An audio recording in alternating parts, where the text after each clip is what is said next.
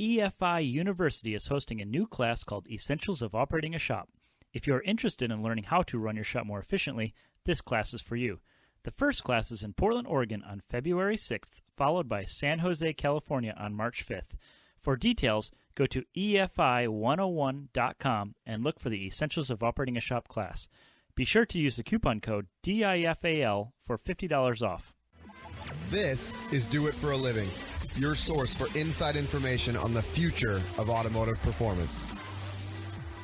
You know, somebody calls me about a sponsorship, it's like, well, first you got to spend probably 50 grand with me, and then we'll figure out how you get it back out of me later. What's holding you back from starting or growing your business into what it can be? Well, if you're listening to this, it's not a lack of information. What you're about to hear is all you need to get motivated and start making waves. Do It for a Living podcast details the journey of today's true players in their own words. Find out how they broke out so you can too. The time is now. The time is always now. Okay, welcome back. I have a really cool guest with me today. His name is Lucas English of English Racing. Him and his team have built cars for the Evo X record, GTR records. They have done basically everything you can imagine in the import scene. Lucas, welcome to the show. Hey, how are you doing, Kevin? I'm doing good. So, Lucas, I've been up to your shop. It's way up in Portland. Well, actually, it's in Washington, outside of Portland. It's on your own land, and it's pretty big. You've got a whole bunch of cars there. But kind of give us a background of yourself and your business. How did you get started? Take us all the way back to when you were a kid. What really got you involved with cars? Well, see here. I guess we could go, try to make it quick. We'll go back to, I guess, early teenage years. I was actually into bicycling, BMX type stuff. Did a lot of my own, I guess that's my own wrenching and mechanics, always screwing around with that. As a kid, I was actually never allowed to have anything with motorsports per se, because my dad always told me that either I would ride it until I broke it or I hurt myself. That may have kind of intrigued me as soon as I was able to actually buy something myself, is why I maybe was so eager to go faster later on in life. And I guess maybe from a tuning standpoint, as I look back younger, I started flying with my dad when I was 12, and of course in an airplane,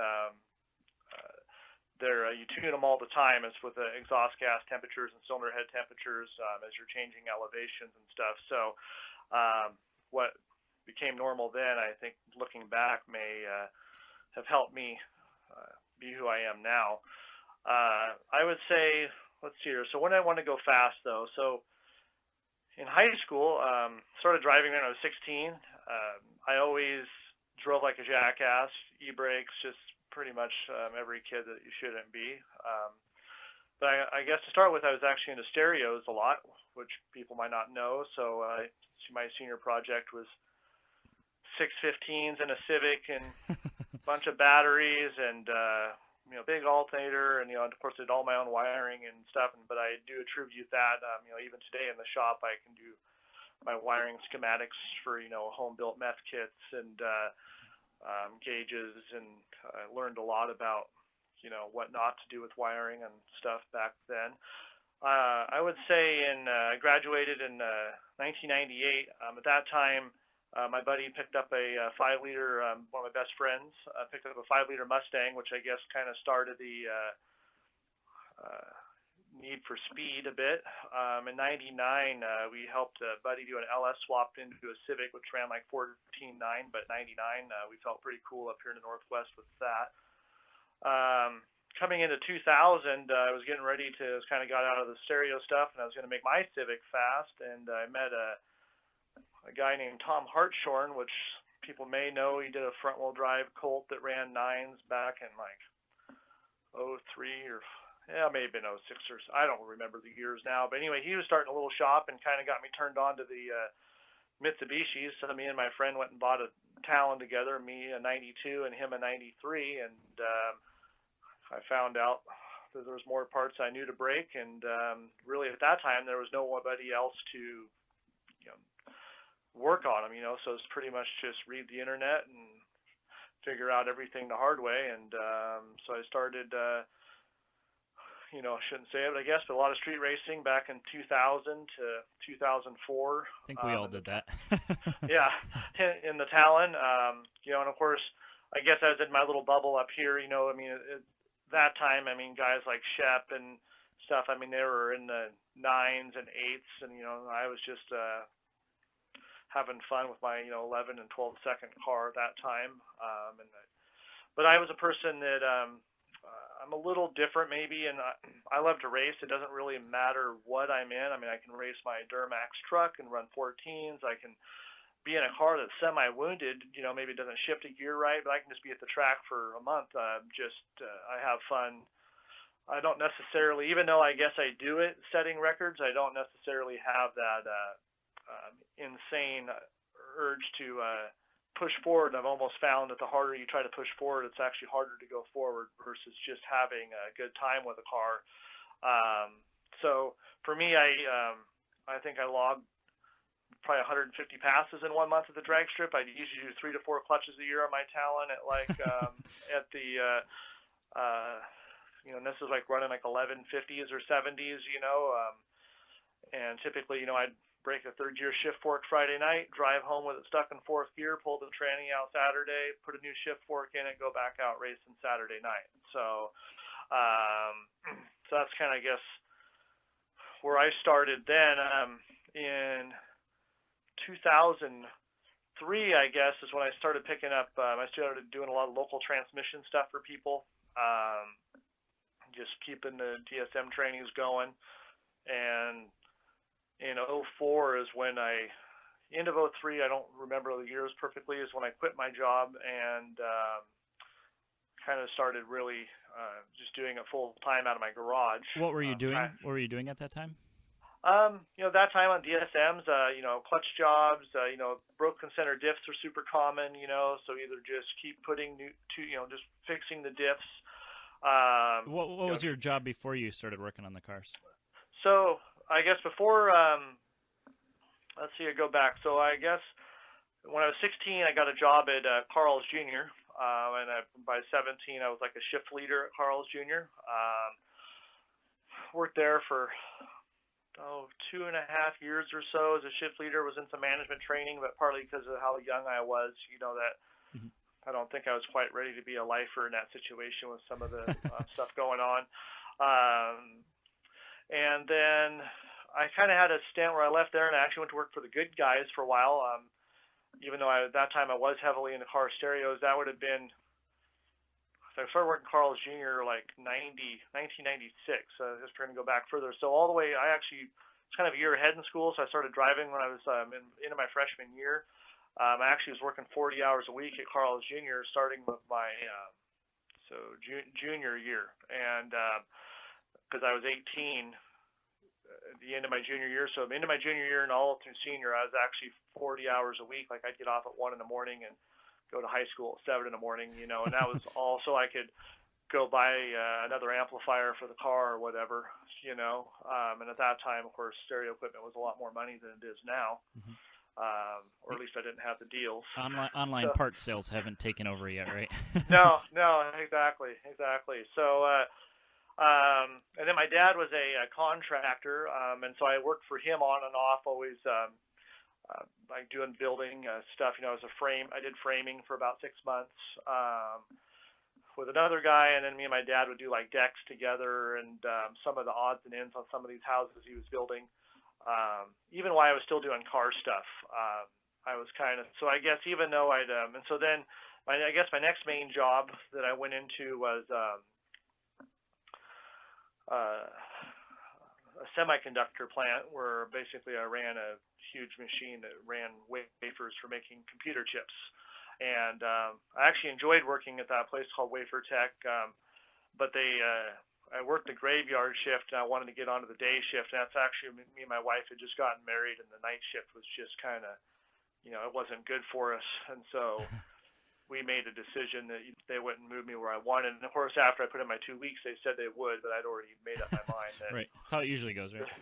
Right. And of course, In my earlier times, I did try to get jobs as like a mechanic's place, so just only being, 22 or 3, truly not having any, basically I just walk in saying, yeah, I know how to work on my car. I did try a couple times to get some jobs as a mechanic, and didn't, so I just kept working on my buddy's stuff and moving forward. And then I guess the end of '03, there was a gentleman, you can look him up online, he's called MPH Specialties, and he actually specializes in these micro cars nowadays, which is like really weird old stuff like I'll say it wrong, I know, but like little 2-stroke, like Subaru 360s, and I actually kind of ran my shop. He took some of the profits from what I did, and so we did that for only about 8 months, just because I was starting to grow, and he really needed his space to be more utilized versus my stuff. But so I guess as far as a wrenching job, that was my experience with working with somebody else. Okay, so you quit the Wafer Tech place and went working, kind of rented space from him to get English racing going, essentially. Huh? Well, I guess initially, so everything washes together. So I quit Wafer Tech. I actually worked in my garage for about 5 or 6 months. And then I believe in the beginning, maybe it was 04. So I incorporated the first of 04. I was doing work, making money, of course, before I incorporated. Then I guess I worked with Mark at MPH until the end of 04.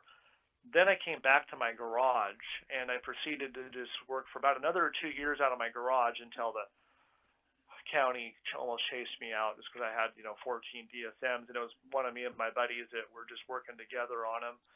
And then I ended up buying the shop from my dad that was about 10 miles away, which in hindsight was a little bit more work than I should have bit off as far as getting it ready to work on cars. But either way, it was my stepping stone, and we were there for 5 or 6 years. And of course, there was some code issues, and that's also been, part of our story later will be about, the amount of immense knowledge I've learned about how the world works, I guess you could say. Got it all approved for automotive, but I had to bring a bunch of stuff up to date. And then once my dad was a house contractor, not a commercial contractor. And so once I actually kind of got a good commercial contractor in and figured out what I wanted to do, I realized that, this is going to cost way too much money. We aren't going to have near the room that we need. And so we kind of aborted mission, sold that shop, and then, I found my place, luckily, that was, which has been amazing as far as having the house and shop together. And I really did start off doing lots of tuning. The DSM stuff I really felt set me up for understanding factory ECUs and stuff, because obviously in the beginning it was super AFCs, and then it was MAF translators, which was our GM air meter would either go before or after the turbo, and then we would do the ECM link and the MAF translator, and then it got to where ECM link could run just the MAF with no translator, and then then I did what they call MAF Pros for a while, or that was like a speed density conversion. So a lot of just trickery, I guess, to make these cars do what I wanted. Well, sounds like most of your experience is hands-on experience. You weren't formally trained at UTI or any like technical school, and you didn't go to college for a engineering degree or anything like that. You literally did everything hands-on, from your planes and messing with your stereos. That's how you've learned, huh? Exactly. And that's, for me, I'm kind of a person, I got to get in, and then. Now in hindsight, I might love to go to school for some stuff anyway, just because I would actually know what questions to ask, right. And I'd actually have a goal in mind, but typically, even like for me, when it comes to tuning, I'll actually like to kind of struggle for a while, and then I will ask for some help, and then I'll struggle and ask, and that's my, but for me, like to sit down and like, if I've never touched a system or beat it, I can't read about it. I can't even I don't even want to read about it, because until I open the laptop and start actually fiddling, then I know what I want to read about. So I guess that's how I function. Yeah, and that's actually a good way of doing it too, because as a college student myself, you take the classes, you do the homework, and you're like, none of this applies to anything. But once you're actually doing it in person, and you realize the application, it's much easier to think back and like, I should have taken that class after I've done all this stuff because it makes a lot more sense. Right, exactly. So, and that's even, the proper education for what we do is actually very challenging. It's very, seems, people don't understand how important it is to be extremely application specific, to learn particular platforms. Right. And, and they, of course, and they get the general knowledge, which I guess some people need the general knowledge, but at the end of the day, that doesn't get you very far at all as far as actually, it's just flat out doing the work over and over. And as we all know, if the first time you do something, it takes 10 hours, the next time you do it, takes 4 hours. So if you're not going to ever do something again, you might want to question yourself on doing it, as far as moving forward in life. So good point. So it, that's where people, customers, they get older, funky cars, and it's like, yeah, it's a cheap car, but, if I haven't done something on it, unless it's going to help me become better or move forward, I just unfortunately don't have the time or income to play with it. And having started in DSMs, you got firsthand knowledge of how unreliable and how quickly you have to learn, right? Yeah, exactly. Well, and I don't want to use the word unreliable. It's the fact that we can make so much power, right? Back in '98 when I had my Civic with the stereo with a 1.5 DX and an automatic, I mean, you pop the hood, you put an intake on it, and you put a clear cover over your distributor cap, and that's like all you could do to the thing. Right? I mean, it's like if I could have blown the car up, I would have, but I couldn't because there was nothing I could do to it. Right? There was like no. I mean, obviously, wasn't thinking about turbos and know what I know then. But all these OEM turbocharged cars just open up such a huge land of possibilities and dangers all at the same time. And so, obviously, I don't want to, the DSN, the Mitsubishis, I think it's just because the potential is so high that then also the reliability can be low because it allows you to do what you shouldn't be able to do. Right. So that, but either way, yes. So pretty much, like my first, had my Talon, I had a 16G on it when I first got it. Had like a press band exhaust, trying to think if I had a Super AFC then. I had a 16G on it. I think it ran with a little bit of race gas. First time I took it to the track, it was running like 13.6s in the car. I want to say on that motor after, I don't remember everything I went through. I was down into the 12s probably within the first 6 or 7 months with it. But like the first motor, like I was racing a buddy, so if you're into Mitsubishis, you'd think this is retarded, but so I had stock injectors, 20 pounds of boost, stock side mount, and so I proceeded to, keep it floored in fifth gear for probably about a 5 or 6 mile stretch, and the car was top speed runs. Top speed run, it was racing my buddy in the Mustang, we probably up to 160 something, just torched a hole through the head, it was bigger, blew the radiator hose off because I was floored when it finally blew up, but obviously stock side mount and stock injectors and 20 pounds of boost is nuclear meltdown. So, luckily the factory computer's knock control is probably going so crazy trying to fix it, that let me keep it forward that long until, so initially too, I guess it's kind of interesting. So, and I almost find this fact to be still somewhat true today in some aspects, but when you build engines, there's always bugs and stuff to work through and finding the right people to build them right. So back in the day, I'd never seen one human in my area actually have an engine ever built and have it actually stay together for more than like 1,000 miles without like either spinning a bearing or whatever go wrong. So at that time I was a JDM engine person, so I would just every time I broke a motor, it was just $1,500 JDM engine, throw it in. Okay. And then so my thing was transmissions back then. I fixed the trainings because obviously, and I did a lot of JDM trainings too, and I learned a lot about all the ratios because of course in earlier Mitsubishis the 90 to 91 to 92 to 93, 94 actually have all, even though they look to be the same training, there's lots of different parts and some have different gear pitches and they don't interchange. And, I have a picture somewhere of probably 5 transmissions and parts and I ended up putting one together out of the pile, but sitting there, if you know Mitsubishi trainees, it's definitely, and I know a lot of companies are the same way with ratios and stuff, but either way, that, so the trainees was kind of my deal. And then when I started the shop, I guess my guy TJ, who's kind of my right-hand man when it comes to, which a lot of people don't know who he is, but he kind of, he had I think he ran 10s like in a Chevelle right out of high school, built his own, I think it was a small block 400 or something, but don't quote me on all. But long story short, he's extremely mechanically inclined, also loved to learn just like I do. But anyway, he kind of, since he felt more comfortable on motors, we started down the path of learning how to do our own motors.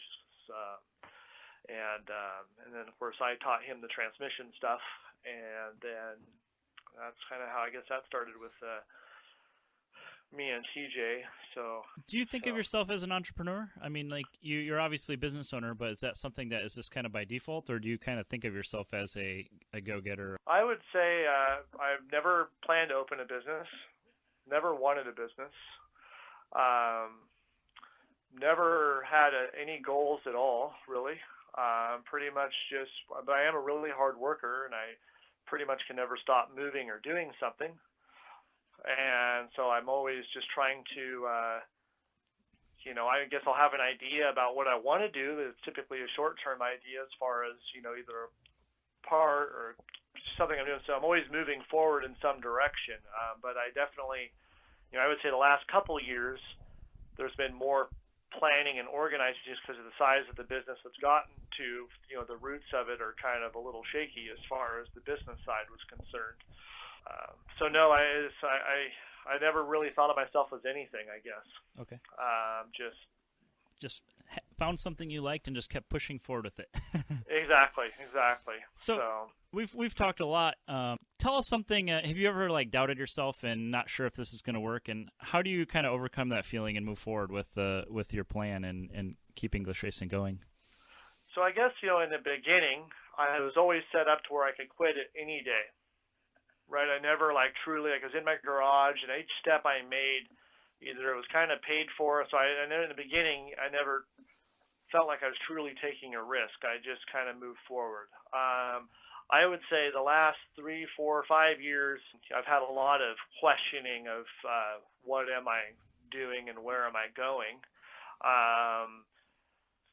Typically, my wife obviously is huge support for me, so I never quite totally feel abandoned, and I kind of know in the back of my head, no matter what happens to me, there will always be a car that I'm going to be tuning somewhere. There's always going to be a car I'm wrenching on, so no matter what, I'm not going to go. I'm never going to go anywhere. Granted, where the business ends up going or not, I can't say. But as of right now, I'm pretty excited about where the business is going, cool. And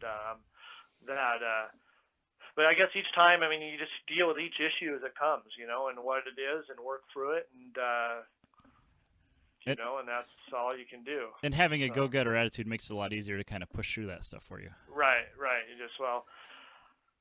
I can be kind of a depressing sounding person at times, but ultimately, I guess I understand where I'm at, and you just got to keep going, Yeah. So. And this next question can be a doozy for you. Explain the worst experience you've had in business. Well, I guess you could say everything in life is a learning experience, right? Right. So it's I guess something truly a bad experience. I can look back on that my shop per se that I got approved for automotive. The amount of money that was invested into that to find out it wouldn't work out. Throughout my whole life, there's always been some distraction that could be, and honestly, all of them equally bad, I would almost say. Like getting my shop approved for automotive and dealing with that was probably, a 2, 3, 4 year ordeal. I was kind of, because we were making money, of course, along the time, and then we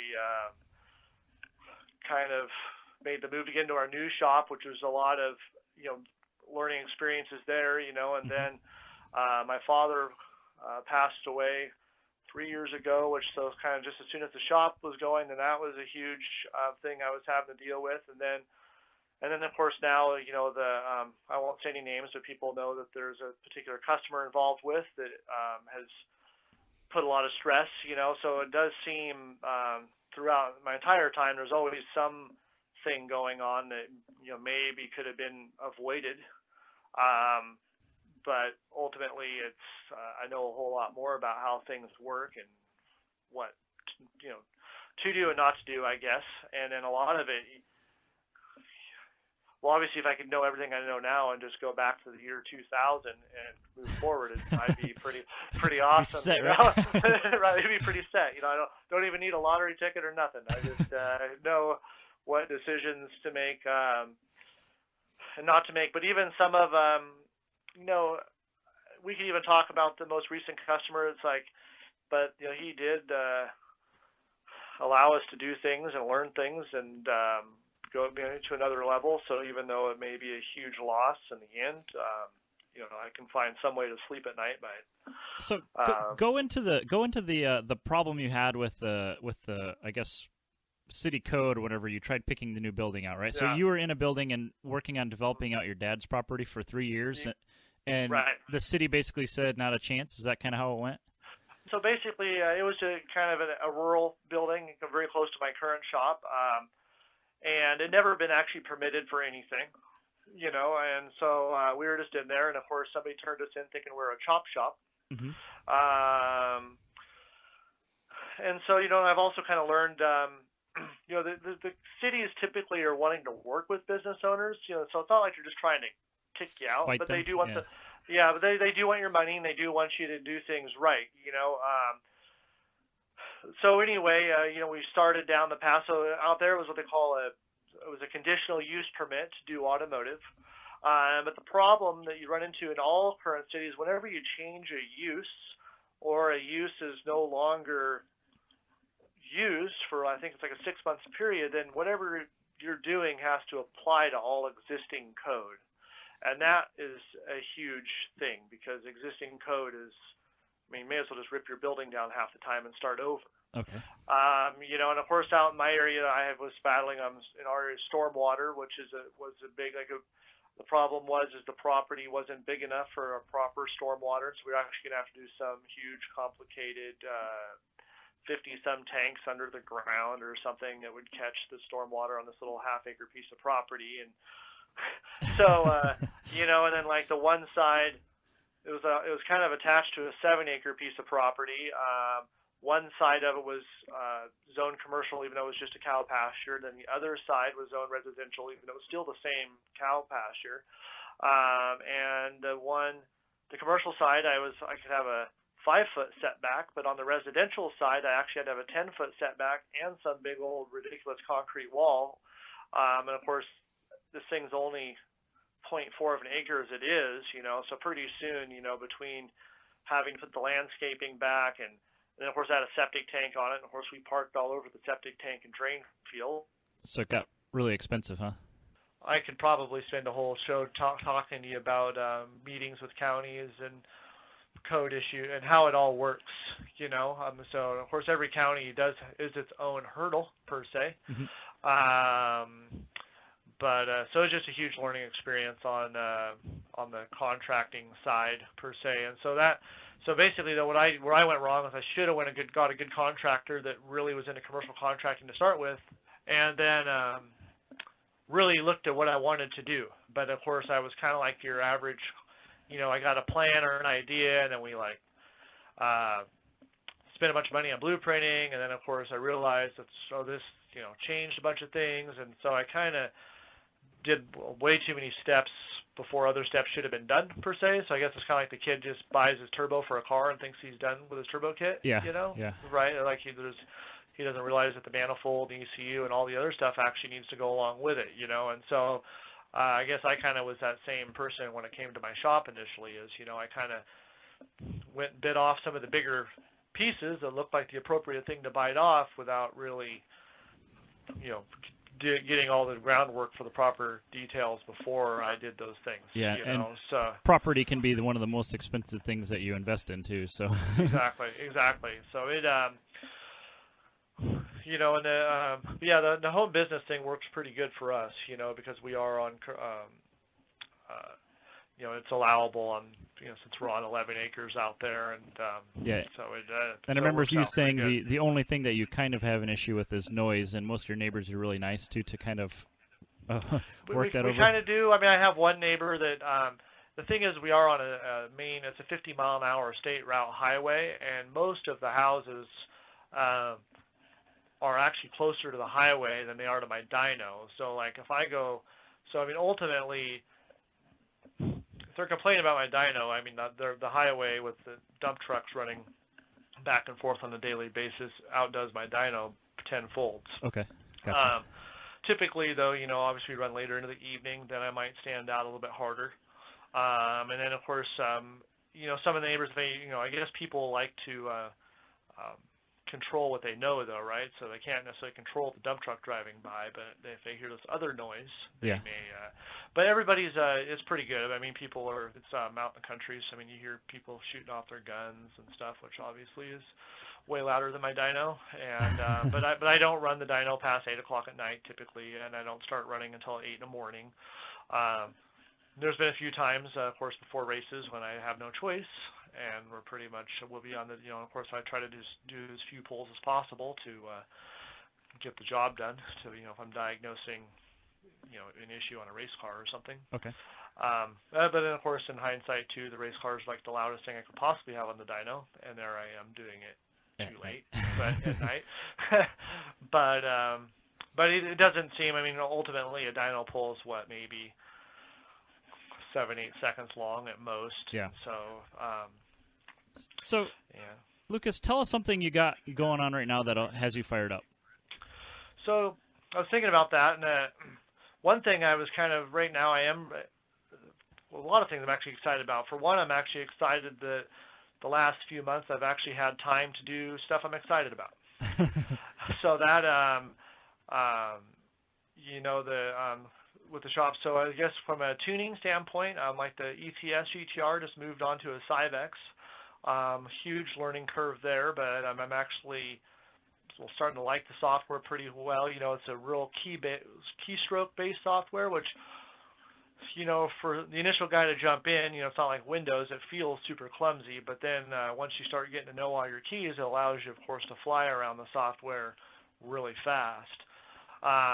So that's, and I've been getting Wayne Potts, who does the tuning like on the e-canoe car. He's been kind of my mentor on the system right now. So, so that's been, I guess, pretty exciting for me. You know, and now we got that car. You know, we love the Cobb, and the Cobb, amazing. I think we could have still gone faster with it, but you know, some of the stock ECU, the way it pulls the throttle on the 1-2 shift and stuff. You know, it was just kind of you know, we just had to get switched over to something else.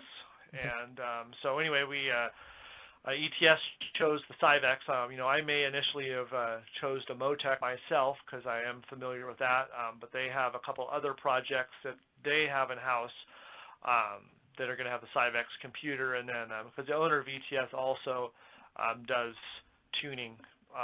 Not quite as near as much as I do, but, you know, he is able to, you know, him and I converse together on tuning. So for him to have as many of his vehicles on the same platform was important to him. Makes it easier, right? So it makes it easier because obviously you get to know one, you can go to the other, and so so that's the, you know, was the reason choice there for the Cyvex. Okay. And then also, I guess if people have been following, I've been, of course, I love to drive anything, as I said earlier. It doesn't matter if it's a semi-truck or a truck. You know, for some reason, just being behind the wheel is something I like. So anyway, I've been doing tuning on my Duramax.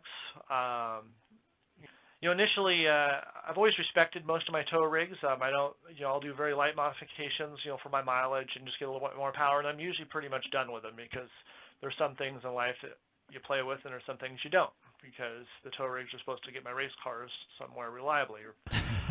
Supposed to, right? But, supposed to. So, but currently my newer Duramax, I wasn't, my older one was an 02 Duramax, and it, you know, they have a fixed vane turbo, almost the older motor is a better one, but they have huge injector problems, which makes them not better. But long story short, I wasn't happy with the tuning that I was purchasing for my newer one, and so that kind of motivated me to start playing. And now I have a really so that's been really fun for me. I picked up almost 2.5, 3 miles a gallon. Got the truck running a lot cooler. And I've been playing with the VGT on the turbo, which is the first time I've ever been able to play with that kind of stuff. So pretty impressive, how I can.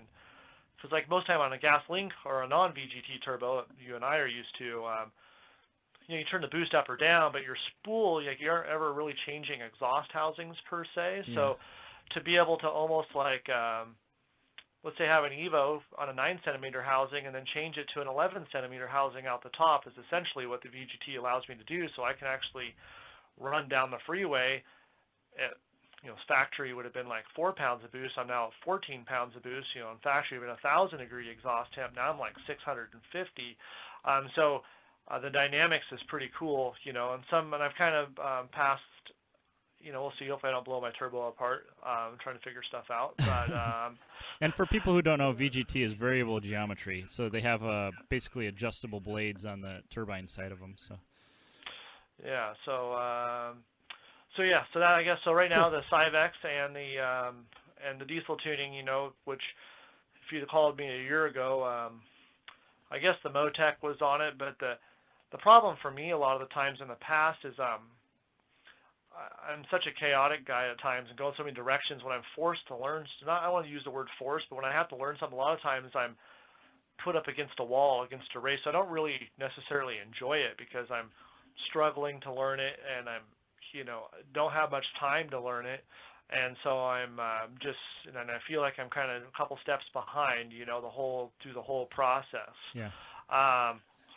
So right now with this, with the way the ETS car works and the Cyvex and the way I'm getting assistance on that, it's making it very enjoyable because, for one, I have really good assistance with it, and then and I'm not being, for whatever reason, the pressure isn't the same as a lot of my past. Like when I kind of got into the Motec, it was more of a pressuring situation at times. And then the problem is the Motec, I was on an earlier version that had some bugs that we were working through too, so not knowing something very well and having problems, which a lot of beginning tuners I know can relate to tenfold as far as, because then is it you messing up or is it the computer messing up or is it the car, what is it, it's, whereas these days, you give me or Aaron, an Evo, an AEM or a stock computer and, within minutes, I can know if a problem where it's at, but when you get in on an unfamiliar territory, you could be sitting there for hours tuning around a problem that's a mechanical problem. Yeah. But you don't even know it because you don't know what normal is. Right. Yeah, that's one you were talking about earlier, is not being familiar with the platform, intimately familiar with the platform. Right. Right. Exactly. And so you can I've had a Evo that was tuned out of California by a guy, and it showed up, and I made a rip on the dyno and off the California tune, and it was like a FP black on a 2.4, I think, and the thing only did 360 horse or something. I don't know. It was really low. This is a long time ago, but all right, well, I'll just chuck my base map on there. go to make my pull, and I'm aboard. I'm like, oh man, this thing got way lean. Well, the tuner in California actually tuned that entire car around the fuel pressure regulator line and it had blown off. It couldn't make over a few PSI without it running without right, any fuel. No, it ran though. It ran. I mean, it was lower boost, but it actually ran when it showed up on the dyno. It was actually, and I was thinking in my head, how many hours did this guy spend, flash after flash after flash, tuning this car, because the fuel pressure regulator line was off, and he just didn't know what normal should be. Yeah. And so he tuned around, where I put the line on, I put my map on it, and the thing did 420 horse or something, cool. And so anyway, there's just something, just getting, like you said, intimate with the platform is so critical to this industry. Okay.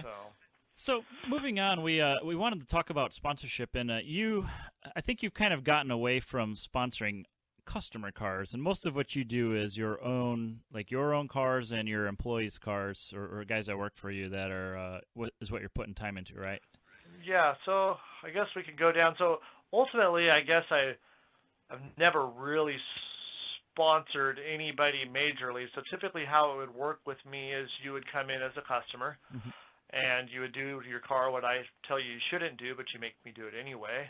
And then we spend a lot of money, and then eventually you'll kind of get your money back out of me as we work because we become, a group together or a team, and then typically, I mean, and of course, since I do make my own parts a little bit, but mainly I'm a service shop, so we don't have the margins like a manufacturing company does. That's a big one anyway. So financially, we're always, I mean, I know people think we look big and all that, and we are big, but I would say we're as close to, I don't want to say paycheck to paycheck, but there's definitely always, it's not like it's pouring in cash flow per se to just hand out. So typically how my sponsorships work is like free tuning possibly, or very cheap, or free track support. And that's not necessarily towing, it's just when we're there, I'm not going to charge you for tuning your car. So typically, but as of right now, the main goal of the shop is, since I consider us more of an R&D shop, where we test people's products.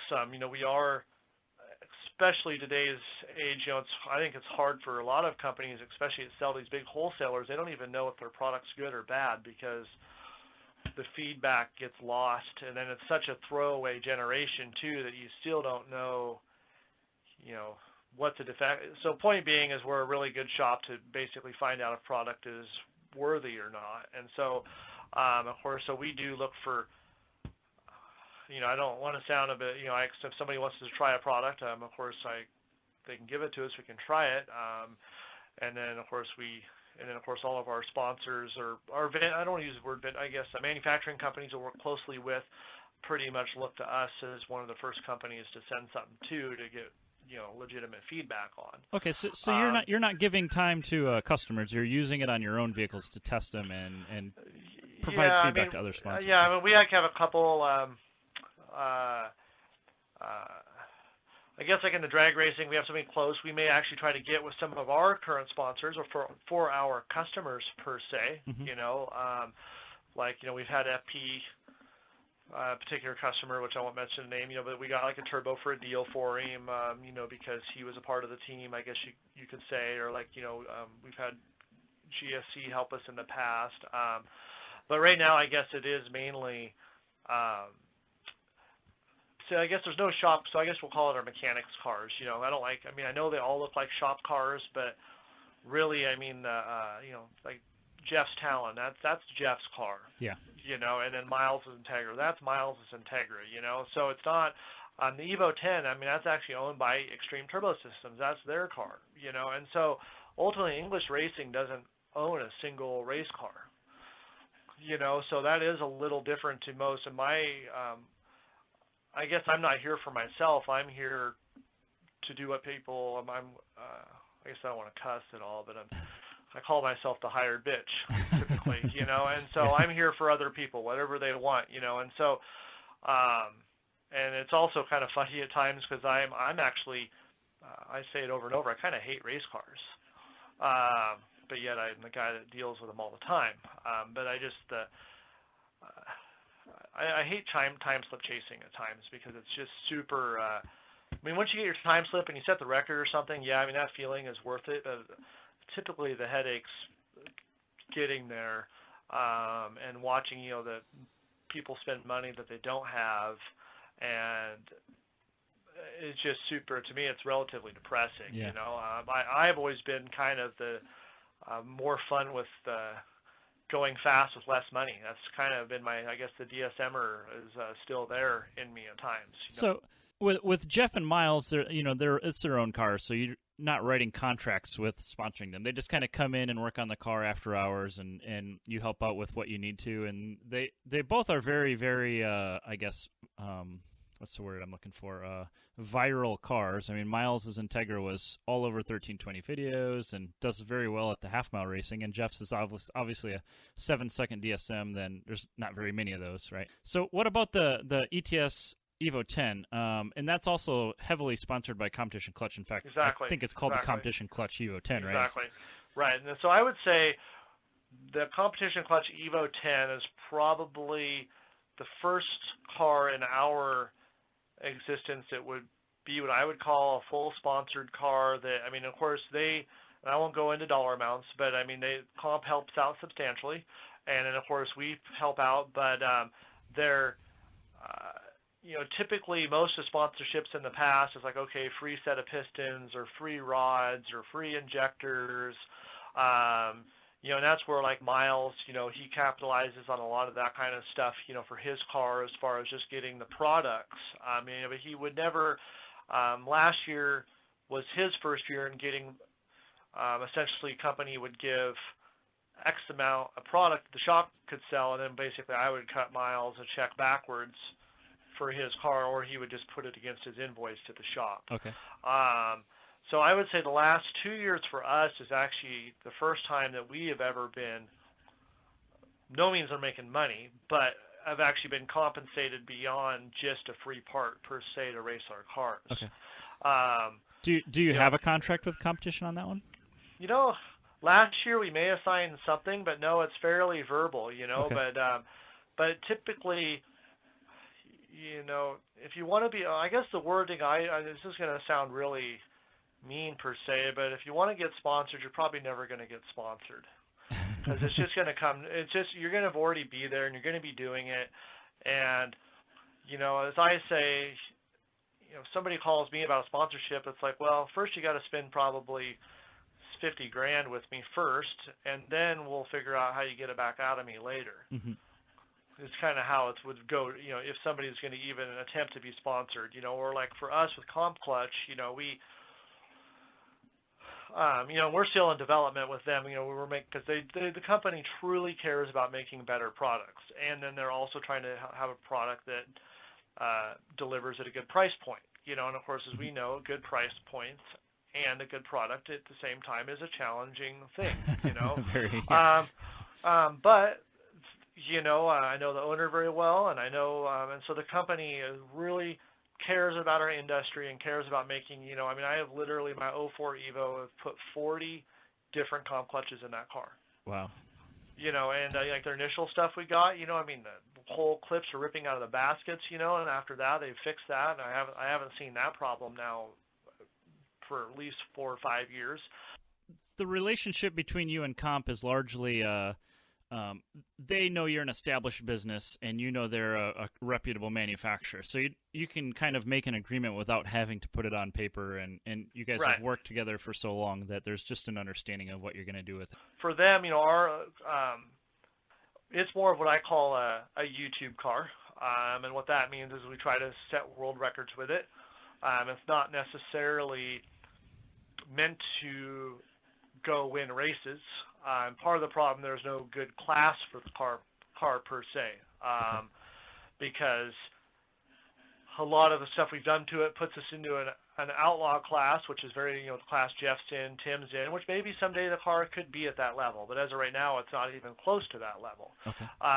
So for us to go to IFOs and some of these events and truly be, we got the world's fastest Evo 10, and it's cool, but to actually go in and be competitive. So I feel, so 2000, we've been sponsored by Comp now 2 years, so 2000, this is 16, so 2014, I feel we kind of let them down a bit. We got the car to run, it was in the nines, only 180-something.5 mile, but the car was just really heavy, and we didn't, with the Motec, we were having a hard time with drivetrain stuff, trying to get the ACD, which is the part that couples the front of the car and the back of the car together. So I guess to explain, I know people have a hard time wrapping their mind around all-wheel drive in a way, but everybody knows in a front-wheel drive car, like your little Civic, you take off out around a corner and your right front tire will just take off spinning like crazy, and the left one doesn't spin at all. So on a Mitsubishi, if you remove the ACD, or the viscous coupling as they would call it, which is the part, it would do the same thing but front to back. So that would essentially mean that the back tires could just sit there and the front tires could take off like crazy, or vice versa, depending on what's going on. Well, the Evo 10 So what we did is initially we made it to where we just kicked on that ACD pump altogether. Well, that pump is very powerful. It's like 300 pounds. So essentially I just welded my differential, which can be just like your four-wheel drive truck when you're turning it, be binding the tires and stuff when you're in four-wheel drive. But the Evo, it can't handle it. So we pretty much, we broke 2 transfer cases and like 3 Evo 9 rear ends. And Evo 9 rear ends typically don't break that pretty strong, They don't break that often. And so coming into 15, I felt we had to really prove ourselves, because we kind of, I'd made a promise of being the world's fastest 10 in 14, and I didn't do that job. And I made a promise of getting into the 8s, which I didn't do. So I felt that I had let them down on what I said I would do. So coming into 15, we got really aggressive with the car. I came up with my own mechanical ACD, which we do sell, which I will be. Part of me was so simple, but I kind of came up with it, so I'd like to see if I can make some money off of it, even though it's probably too simple. But basically, it allows me to mechanically lock the ACD at my own discretion. And so I found that like an Evo 10, with a certain setting, essentially the more open or loose that the differential is, they like to do a front wheel drive burnout.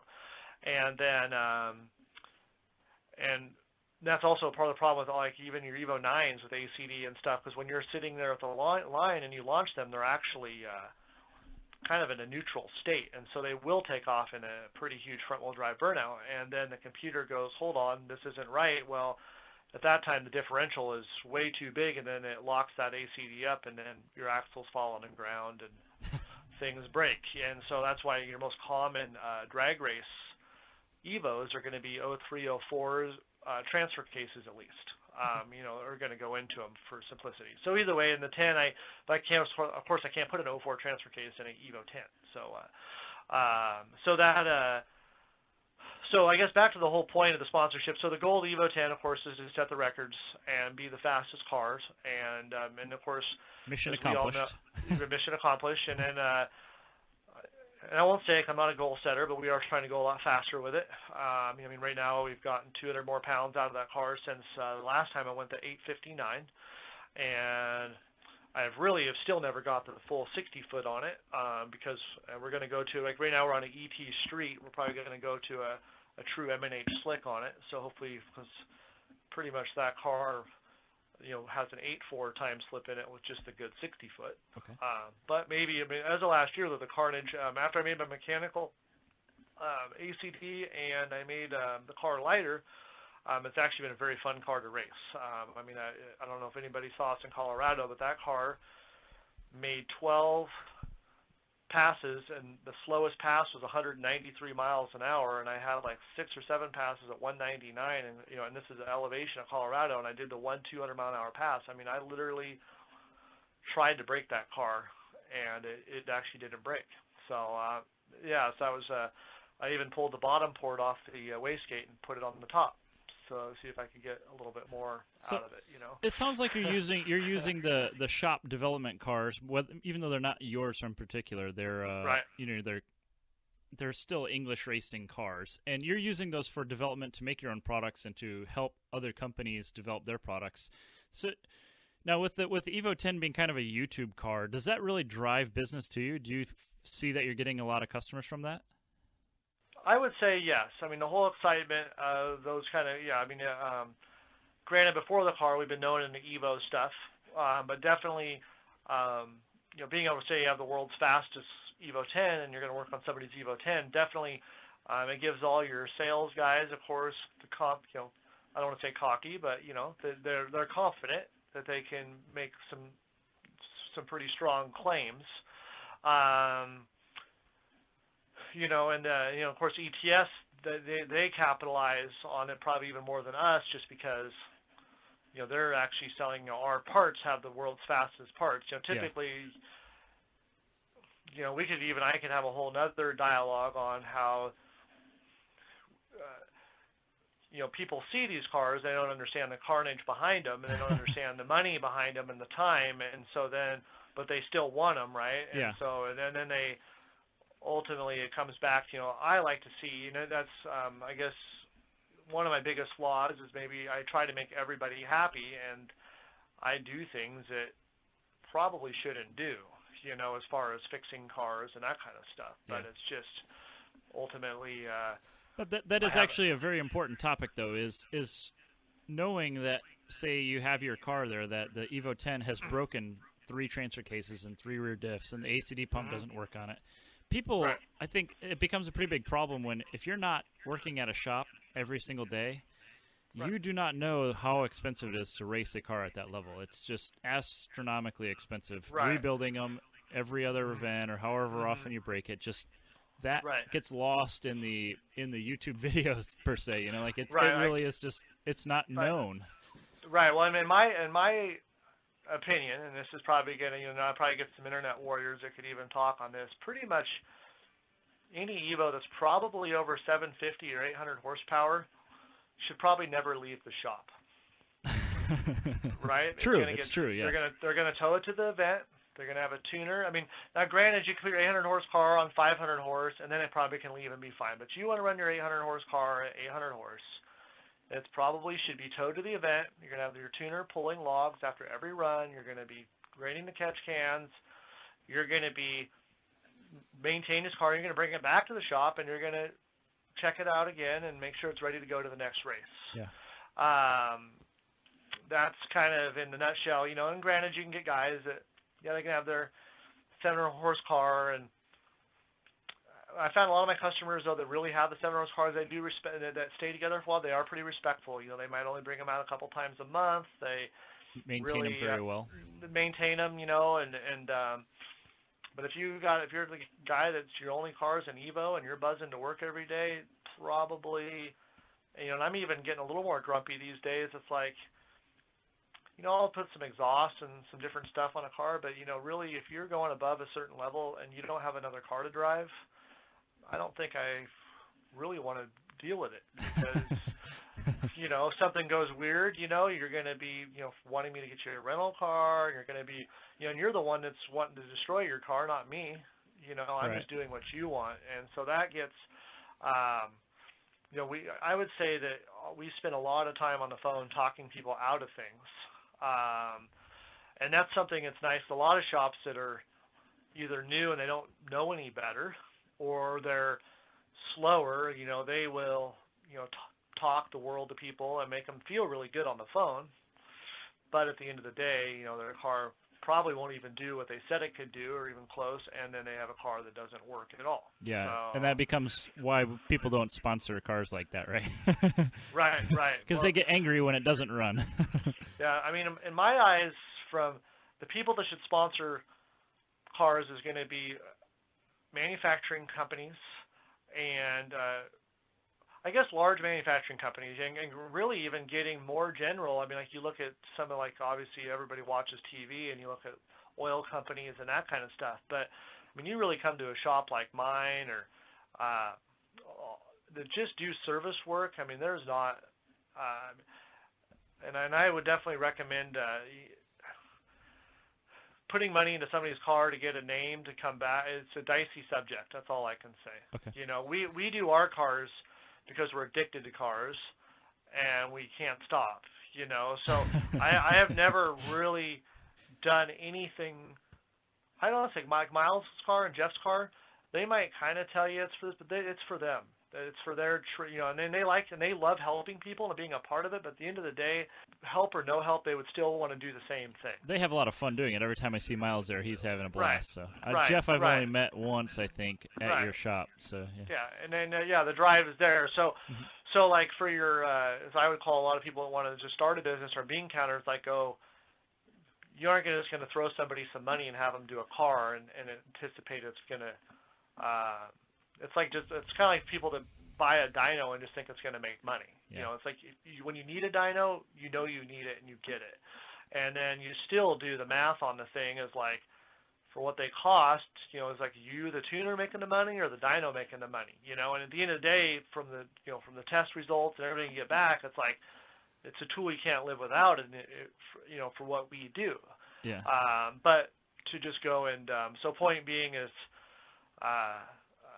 I can recommend people, I guess to me, I mean, you can try. I mean, there's people that aren't that smart in business, and they think, and so I don't use the word kid because there's older people, whatever. Whoever wants their car sponsored maybe could pitch a good enough show and pull in some money from somebody. But typically in our industry, it's just free parts or really good deals on parts. Yeah. But I would say to get to the level where you're truly getting a lot of money in, which I don't even know that level. I'd like to find. I'd like to find it. You're above most people with your cars there, so. I am, but there's definitely people that are above us for sure. Yep. Yeah, that's when you get into top fuel drag cars, right? Multi-million-dollar budgets. Exactly. So, and that's. Let's go back to. We can get off the sponsorship topic here. Let's go back to about yourself. What's something you struggle with in business, and how do you get around it? So, what is my biggest struggle? I guess. My employees are gonna love this, but probably employees. Probably one of the biggest struggles. All my guys are very skilled, but it also, brings along some different temperaments. We've been bringing a lot more structure in lately, and so that's been kind of ruffling some feathers, as far as some of the older people, guys have been with me forever, wanting to jump on the bandwagon with the structure, So I guess there's not like one, just like the question before, like what's my worst situation? I would say it's just a multitude of little things, But it's just like a marriage, right? You never get divorced over something big. It's always 50 little things, and pretty soon the smallest thing in the world, is like you're getting divorced over it virtually. Yeah. Because so it's pretty much the same thing in business. I mean, you're just always, but as of recently, our recent hurdles, because I would say for the last 2 years, I have really had no desire to make my business any bigger. Increase my only thing I would like to do is be able to do the business I have better, more streamlined in company. That's been my same thing I have done. Yeah, if you hear my guys talk, that's all I talk about. Because ultimately, it's in our industry too. It's of course these cars never typically go really smooth. There's always something you're missing or you need. Well, you get 4 or 5 mechanics that expect to make a living, and of course the shop needs to make money too, and you start running into like these different hurdles in different directions. We have the work, we have the cars, but it's like, do you have the parts? Do you have the right organization? And so there's been, I guess that's gone through my head of, not that I want to get rid, but just to like trim the shop up at times, just for actually more kind of organizational. Because right now I would say, like if I hired another mechanic, I probably might have to bring in another office guy per se. Okay. And then the other problem you really run into in this industry is, since these cars are so problematic, they really require a lot more space to work on. Yeah. Because they sit around a lot, and so you get a lot of parts going every direction. You get cars, well, do you plug a lift for 2 days and wait for something, or do you like button it back up and push it back out and get something else in? That's why I like one of my other, he doesn't work for me now, but he kind of always, where he worked for, he had like 2 lifts he worked from. So you got kind of a long-term project and a short-term project. And so I've always liked that mentality. So I've tried my best to almost be where each technician has 2 lifts. Okay.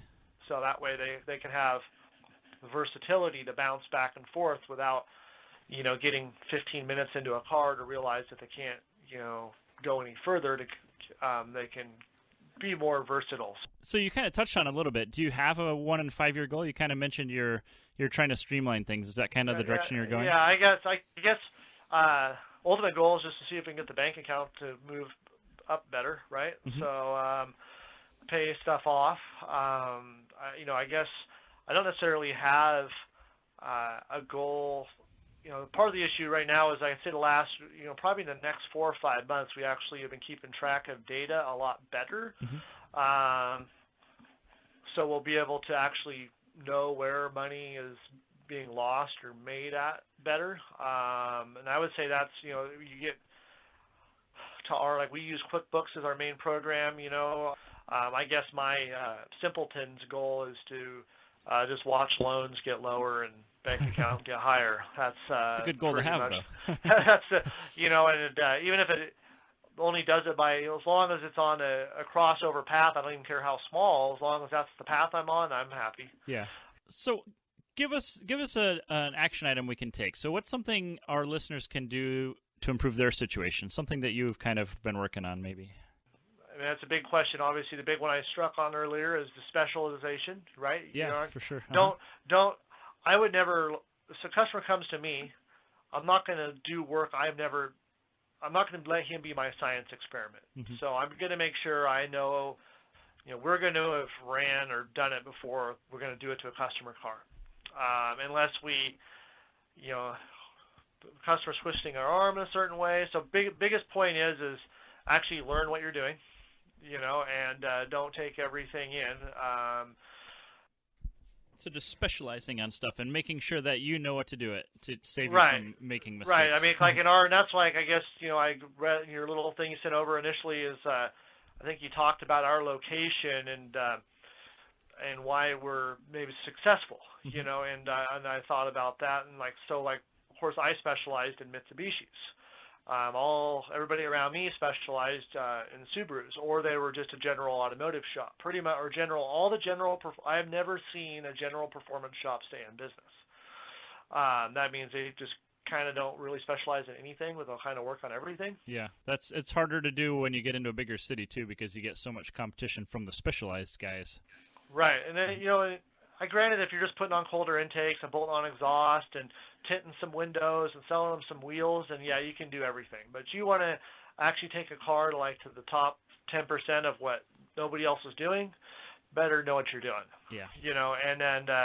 And I do feel that currently between Facebook and the forums, a lot of that has been lost in the last few years as far as, I'll call it the bitch slap per se to people of the reality check. Is kind of disappeared a little bit. And so the true reality check is cars that don't work and a lot of money spent. And people, but back in the day on the forums, I mean, you got your reality check really quick on what was dumb or right. And then a lot of times that was explained to you after your 150 pages of getting smashed, you kind of, unless you're a complete idiot, you kind of better learn something from it. Well, that's kind of gone now, and so, and from a shop standpoint, it's good and bad. For the shops that are good, it's good because it makes the shop just the place to go. Yeah. But it also makes it bad because back in the day, I felt like customers knew what they're getting into a little bit. So back to people and their shop is, I guess, the specialization is the key. I almost think, if you have ways to make other money and you do the performance work for fun, not that you have to, it'll let you make better decisions as far as not taking anything that walks in the door, not telling people, because for me, that's frustrating because I know a lot of shops around us will tell people what they want to hear, but at the end of the day, these places just go out of business or, they make sure you keep the performance side fun, I guess you could say. Exactly. And don't put all your eggs into that one basket, I guess is kind of where I'm going with that a bit. Okay. Because it'll allow, if you put all your eggs in that one basket and you're a performance shop, you're going to be doing the customers are going to, and if you don't have the name yet, because you're trying to get there, the customers are going to run you. Yeah. And when the customer runs you, then that your decision making can be maybe, but who knows? You don't know what the right decision is either. So let's go to the quick answer questions here. Tell us a game-changing product that you've seen in the last year. Well, I guess a lot of the products, are getting more advanced. So from tuning side, obviously, Cobb Tuning and the third products have been game-changing. Of course, so a lot of your, as far as stuff goes, obviously our oil pump gear. I feel for the 4G63, underdrive is, so far we haven't seen any oil pump failures. And that thing is, it's 3D printed steel, right? Or is it titanium? Right. It's stainless steel, yep. Okay. And we're trying to find some maybe cheaper options to get that made, because when people see the price of it, they're like, it's just a gear. I was like, well, I don't know what to say. It just costs, a lot to make, Right. Right now we're in some development stuff with comp that you might see come out. So what software are you using daily? So for me, I guess, as of recently, of course, I was talking about the Cyvex. I was talking about the EFI Live with the diesel tuning. Of course, I do the EFI Live for my the GM LS stuff that I do.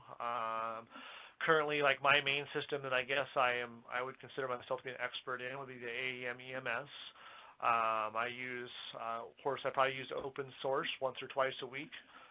Like this last weekend in Vegas, I did 2 touch-up tunes on Evos that we had done down there as far as,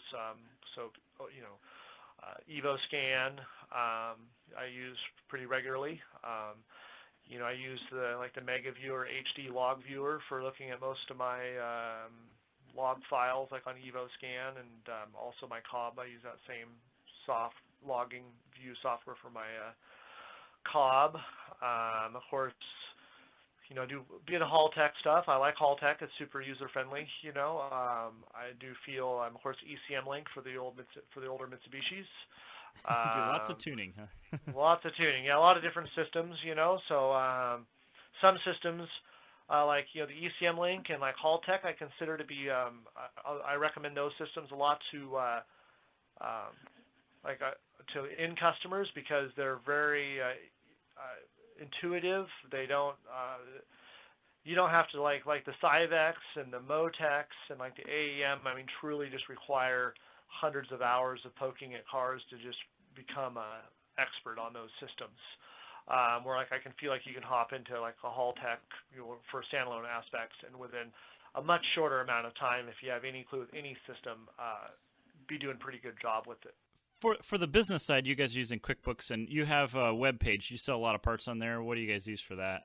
The web page I would say is kind of failure as far as parts go.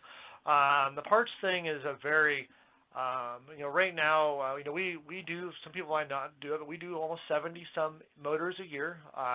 We install probably 90% of those, and so that's also why our motor program is so good, because we tune our own motors, we take them to the races, because no shop I've seen offers the track support like we do.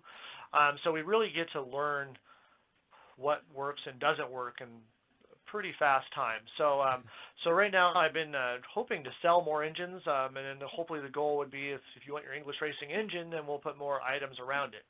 Right now, unfortunately, these wholesale companies the parts market's very frustrating. I mean, I love Exity. I'll just use one example. I love Exity clutches, right? But we look at an Exity triple. That clutch is $3,200 retail or something. Typically, I would sell that clutch to somebody for about $2,400. My cost through any of the bigger companies is $2,150 or something. Well, we can go on Amazon and buy that clutch for $2,160 with free shipping.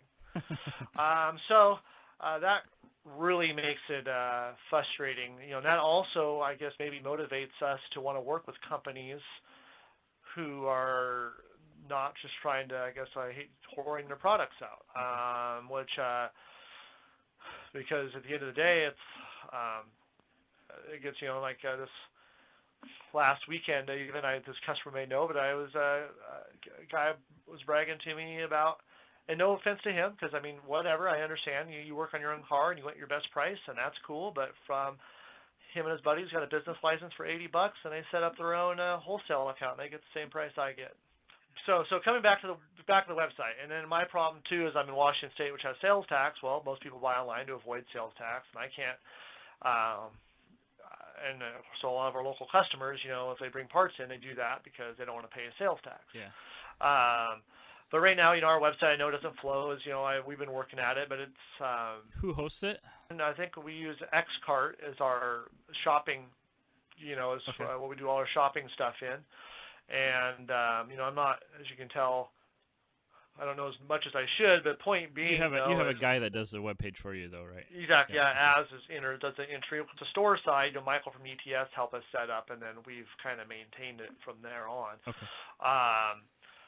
But unless I can get our products to take off, like our motors where we're selling and put other stuff, it really does make the website kind of a challenging subject to dump a lot of money into when everybody's out there just trying to save $2-3.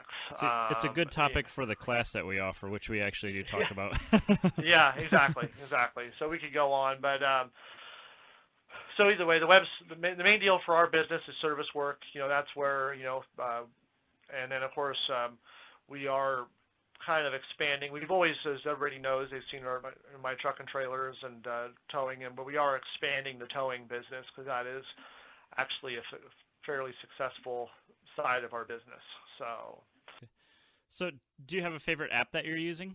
I guess I'm addicted to Facebook, so I guess you always use the Facebook stuff. And then, well, I guess as far as organization, my Shop Assist has been probably one of the best tools. Of course, as far as an actual tool goes, the Dyno is probably our best shop tool. That's a very common answer. I think yeah, probably 75% of the people say that. Yeah, and then I guess for me, even though I've gone to the dark side, I'm pretty excited about my Mac computer so far. Okay. I do a lot of tuning, though, so it works with everything?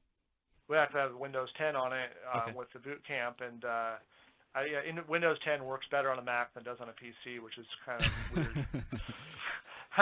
The first time I've loaded everything on it, and it all works, which is really weird. Okay. My PCs, so anyway, I guess I'm kind of excited, even though I've never owned an Apple. I guess I have an iPhone, but I've never owned an Apple computer in my life, but a couple. So that's been, we'll see though, it costs way too much money, so I could have bought 3 PCs for the price of my probably could have bought 10 of mine. I think I buy disposable ones. Yeah, I do, but the problem is I do so many systems. It literally takes me like at least an hour to install all of the programs. So what do we got? We got EFI Live, we got AEM Tuner, we got the Hall Tech, we got the Mototech, we got the Cyvex, we got Cobb X as a tuner, for Subaru and Mitsubishi and GTR. So let's see what else we got going. All the logging stuff too. All the logging stuff, ECM Link, Open ECU, or Evo Scan, and then of course I do, like on the Evo Scan, I kind of have 2. I have the one file that basically, because we have a ton of, I always use a raw Evo, what do you call it? Open ECU? What am I looking at? ECU Flash or ECU Flash? Yes, ECU Flash. There we go. So I always have a raw ECU Flash on my computer that's like, not modified. Then I have Aaron's version, which has hundreds and hundreds of extra table definitions. So then I kind of have that in a separate folder. It's a little frustrating, but I just find it that way from each computer. So either way, point being is for me to flop from computer to computer, and I do actually have 3 computers right now that all, of course, my 2 PCs both like to blue screen on me randomly, and then one shuts off, and so either way, when I change a computer, it's kind of a painstaking process. And then of course, like on the AEM, you get I know I can bring over the workspaces and like the Cyvex, and just getting because you put a fresh program on, now you got to set it up and you go plug to the car to make it actually read it. Well, or give you the data back how you want it. Okay. So that way you can review it. So each. So point being is for me, and I am kind of it may be a good or bad thing for me in some. Because I do find that people that focus very hard into one area, are very good. So like I feel like, let's say when it comes like to AM, EMS, and then general tuning, I'm an expert. But then when it comes to a lot of other systems, I can get around, but I'm not like just And I think a lot of people don't understand too it's one thing to know how to be a good tuner and know what you want, and then it's another thing to actually get the system to do what you want. Yeah. And that is a way bigger hurdle than tuning. So actually getting a system to do what you want it to do, like, however they label, injector latency, where is it at, and then of course when you're dealing with a lot of flash stuff, do they even have the map that you want? Can you even do what you want? Yeah. And so I don't think people quite understand how, so just because I can tune all these cars, I can't walk over to a Mercedes and tune it. I don't have any software to tune a Mercedes. And once I have the software, I did see one on your Facebook yesterday. We're sending that off to AMS. Okay. And they're going to put a flash on it. So I don't think and it's even like, and I guess my rule of thumb too, I guess back on the subject earlier of the cars that we work on, I feel it's one thing to make parts for a car. It's actually kind of the easy way out, because you just make something and you sell it to a bunch of people, and then you may have headaches, but it's not like a car that you literally screwed up and lost a bunch of money on. So for me to get into a particular platform, it takes, I feel, 3 years to master a platform. Yeah, I think Paul Yaw actually echoed that same thing. He was saying something, I think it was like 6,000 hours of labor before you're a professional at it or an expert at it. Right. And each platform requires that, so when people are like, oh, why don't you work on this or that? I'm like, well, it's a big, I can honestly say that if you look at the math, I've lost $100,000 in learning how to work on Evo 10s. Okay, yeah. That's my school, right? And It's like just between MyVec issues and cam issues, and when we put valve springs in, it causes other problems, and just the list goes on, And so, and some cars are more reliable than others, or don't have less issues, but to truly master a platform is a big deal, and from a service point of view.